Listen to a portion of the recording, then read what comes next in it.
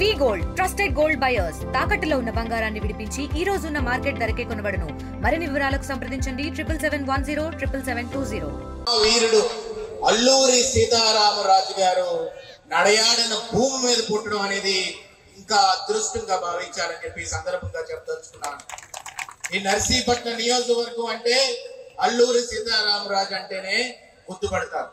ఎందుకంటే మన్యం వీరుడని మనం అందరం అంటాం. రంప రెబెలియన్ అని చెప్పి చాలా మంది ఇంగ్లీష్ బుక్స్ లో రాస్తారు.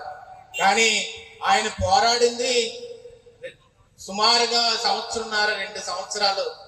ఆ 2 సంవత్సరాల్లోనే ఈ దేశ స్వతంత్రం కోసం పోరాడి ఆయన మన సంస్కృతిని ముందుకు తీసుకెళ్లి కాషాయ వస్త్రాలు కట్టుకొని ఆ రోజుల్లో ఈ ఏజెన్సీ ముఖద్వారైన నర్సీపట్నాన్ని ముందుకు నడిపించిన ఏకైక వీరుడు అల్లూరి సీతారామరాజు గారు. అలాంటి అల్లూరి సీతారామరాజు గారి గడ్డ మీద మనందరం కూడా పుట్టినందుకు ఎంతో సంతోషించాలి. ఆయన సమాధి ఉంది కేడీపేటలోని.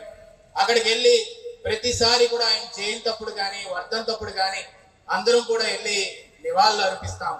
డాక్టర్ సుధాకర్ గారి పేరు మీద లైబ్రరీ పెట్టాలని చెప్పి నా ఆలోచన అని చెప్పి సందర్భంగా సవనీయంగా మనం చేసుకుంటాం. ఎందుకు డాక్టర్ సుధాకర్ గారి పేరు ఎత్తానంటే ఆయన ఇదే గట్ట మీద ఎంతో సేవ చేశాడు. ఎంతో మందికి ఎనస్థీషియన్ గా మత్తు ఇంజెక్షన్ చాలా చిన్న విషయం కాదు. మనం అనుకుంటాం డెలివరీకి వెళ్ళిన వాళ్ళకి ఏదో చిన్న మత్తు ఇంజెక్షన్ ఇచ్చేస్తే సరిపోతుంది అనుకుంటాం.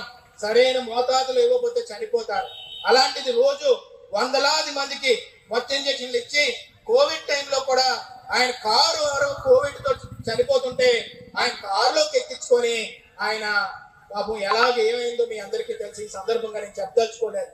కానీ మన గడ్డకి సేవ చేశారు కాబట్టి అలాంటి వ్యక్తి పేరు మీద ఒక లైబ్రరీ పెట్టి ఆ లైబ్రరీలోని ఈ బుక్స్ అన్ని ఉండాలని చెప్పి నా కోరిక. మొన్నే డ్రైనేజ్ వ్యవస్థలతో మాట్లాడుతుంటే ప్లాస్టిక్ మొత్తం కొట్టుకుని వచ్చి ఒక దగ్గర బ్లాక్ అయిపోతున్నాయి. వర్షం నీరంతా ఉండిపోతుంది. కాబట్టి మనం ప్లాస్టిక్ కొంచెం తగ్గించాలి, పొల్యూషన్ తగ్గించుకోవాలి. రేపు రానున్న రోజుల్లో నర్సీపట్నంలో మహోత్తరమైన కార్యక్రమం మొదలవబోతుంది. అది మన ట్యాంక్ బండ్ నిర్మాణం మొదలవబోతుంది. ట్యాంక్ బండ్ అనేది కని విని ఎరగని విధంగా, ఎక్కడ చూడలేని విధంగా ప్రతి ఒక్క టూరిస్ట్ కూడా లంసింగ్ వచ్చినప్పుడు నర్సీపట్నం ట్యాంక్ బండ్ మీదే కూర్చొని ఆ విగ్రహాలన్నీ కూడా చూసే విధంగా, అలాగే ఆ చెరువు మధ్యలో కూడా ఎంతో భారీ ఎత్తున ఒక విగ్రహం పెట్టే విధంగా ఈ రోజు నర్సీపట్నంలో కార్యక్రమం చేయబోతున్నాం. అందుకని నేను ఈ మాట చెప్పదలుచుకున్నాను. ఎక్కడా కూడా ప్లాస్టిక్ పడేయొద్దు. తెలుగులో ఫాస్టెస్ట్ న్యూస్ ఇప్పుడు కొత్త అవతారంలో 5 సెకండ్లోనే పూర్తి వార్తా సమాచారం మీ చేతిలో. సోషల్ మీడియా ట్రెండ్స్ మీ కళ్ళ ముందుకే live TV and voice search options తో ఇప్పుడే డౌన్లోడ్ చేయండి. యాప్ లింక్ డిస్క్రిప్షన్ లో ఉంది.